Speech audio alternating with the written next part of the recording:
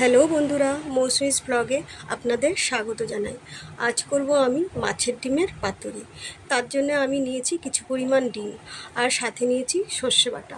সর্ষে বাটাটার মধ্যে দিয়েছি 5টা কাঁচা লঙ্কা, একটা এলাচ, 3টে রসুন আর নিয়েছি একটু অল্প নুন দিয়ে সব কিছু দিয়ে বেটে নিয়েছি। এবার আমি ডিমটাকে নুন আর হলুদ দিয়ে মাখিয়ে নিলাম।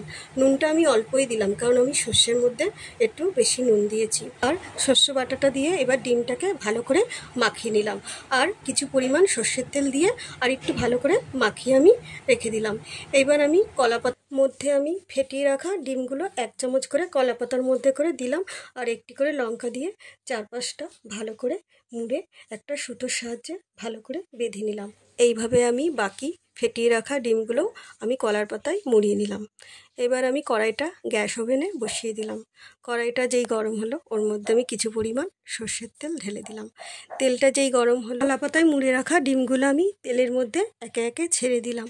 দিয়ে আমি একটা ঢাকনির সাহায্যে ঢেকে রাখলাম। কিছুক্ষণ পর আলগা করে দেখলাম একটা সাইড আমার লাল লাল হয়ে গেছে।